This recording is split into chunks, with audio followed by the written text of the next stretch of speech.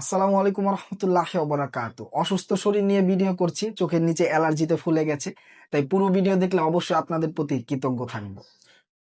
এই পৃথিবীতে যদি মিথ্যার কোনো একটা ব্যবসা থাইকা থাকে বা মিথ্যার যদি কোনো পথ থাইকা থাকে, সেটা হলো আইনজীবী পদ, অ্যাডভোকেট, ব্যারিস্টার। এর চেয়ে মিথ্যার কোনো পদ আমার কাছে মনে হয় এই পৃথিবী জুড়ে নেই।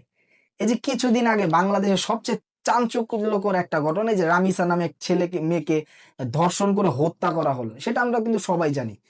যেভাবে এই বাংলাদেশ জুড়ে আলোড়ন সৃষ্টি করেছিল এবং পৃথিবীর বুকে যত বাংলা ভাষাভাষী মানুষ আছে সবার মধ্যে যেভাবে আলোড়ন সৃষ্টি করেছিল, আমরা ভেবেছিলাম যে এই খুনির পক্ষে, যে সোহেল যে খুনিটা, দর্শক খুনি, তার পক্ষে হয়তো কোনো আইনজীবী দাঁড়াবে না।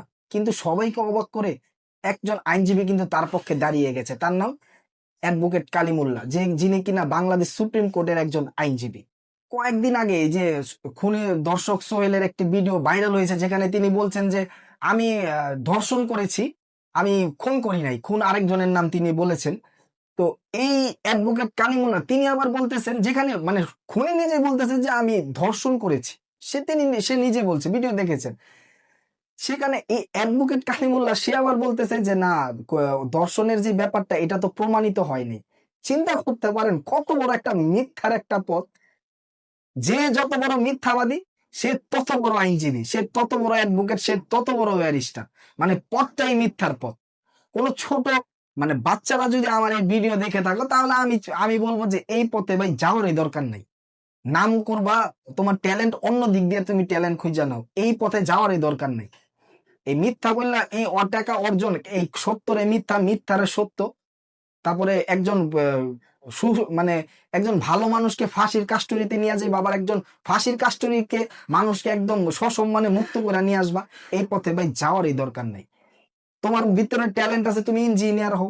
তোমার ভিতরে ট্যালেন্ট আছে, তুমি ডাক্তার হও, সায়েন্স নিয়ে পড়ে ডাক্তার হও। নয়তো ওই যে বিজনেস স্টাডিজ নিয়ে, কমার্স নিয়ে পড়ে ব্যবসায়ী হও। আর যদি খেলা পাগল মানুষ হয়ে থাকে, ক্রিকেট খেলো। বাংলাদেশ ক্রিকেট দলে তোমার মতো প্লেয়ার অবশ্যই দরকার। বাংলাদেশ ক্রিকেটকে এগিয়ে নিয়ে যেতে হলো, তোমরা এগিয়ে না আসলে কারা এগিয়ে নিয়ে যাবে? ফুটবলে অবশ্যই দরকার। হামজা চৌধুরী বাংলাদেশে কয়দিন খেলবে? তোমরা হামজা চৌধুরীর জায়গায় নিবে না? অবশ্যই তোমাদেরকে নিতে হবে, কিন্তু ওই পথে না। এই চোখের সামনে তো দেখা যেত কি সুন্দর, মানে একদম মানে পানির মতো সোজা বিভিন্ন মামলায় আমরা ভিতরে অনেক কি মানে বিচার কাস্টে থেকে, মানে ওইখান থেকে আদালত পাড়া থেকে এসে সুন্দর করে ফুটফুটে ভাবে সাংবাদিকের সামনে, মানে শুধু অ্যাডভোকেট কালিমুল্লাহ না, মানে প্রায় সবাই ফুটফুট করে মানে একের পর এক মিথ্যা কথা বলতে থাকে, মানে তাদের শরীরে লাগে না। কারণ কেন? কারণ এটাকে তারা পেশন মনে করে, যে কিভাবে আমরা এই মামলাগুলো মানে মিথ্যা বলেও এই মামলাগুলো জয়যুক্ত হওয়া যায়। লামিসা যে মেয়েটা, তাকে ধর্ষণ করা হয়েছে, হত্যা করা হয়েছে। আমি আমারও একটা মেয়ে আছে প্রায় 2.5-3 বছরের। আমি মানে আমার মেয়ে সামান্য অসুস্থ হলে আমার কি অবস্থা হয় এটা আমি আসলে জানি। তো সেই হিসাব করে চিন্তা করতে পারি যে আসলে এই বাচ্চাটাকে কিভাবে হত্যা করা হয়েছে। আর এই যে এই ধর্ষণটা করছে, আপনি চিন্তা করতে পারেন ক্লাস 2-তে পড়ে, মাত্র 8 বছরের একটা বাচ্চা। তাকে দেখলেন মানে তার গোপন অঙ্গ, মানে তার ভিতরে সুরসুরানি শুরু হয়ে গেছে।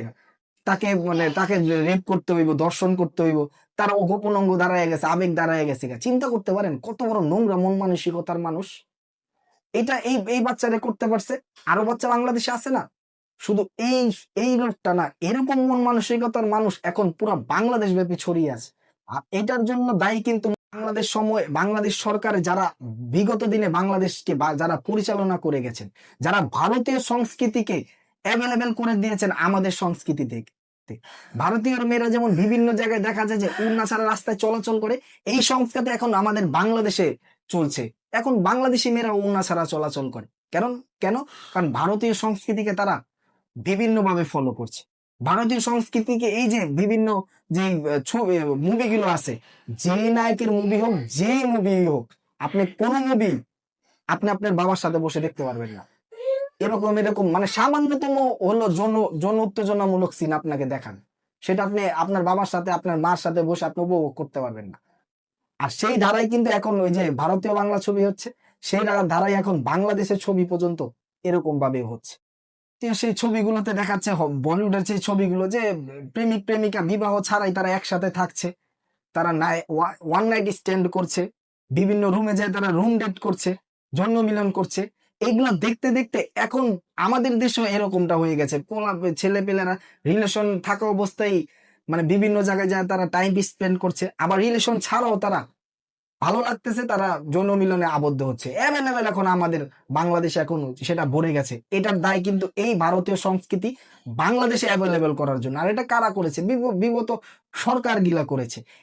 এখনকার যে নতুন সরকার প্রায় ৩-৪ মাস হলো, তাদের কাছে অনুরোধ যে আপনারা এই জিনিসটাকে বন্ধ করুন, নয়তো বাংলাদেশের সামনের যে সময় আসতেছে এর চেয়ে অনেক অনেক বেশি ভয়াবহ হবে।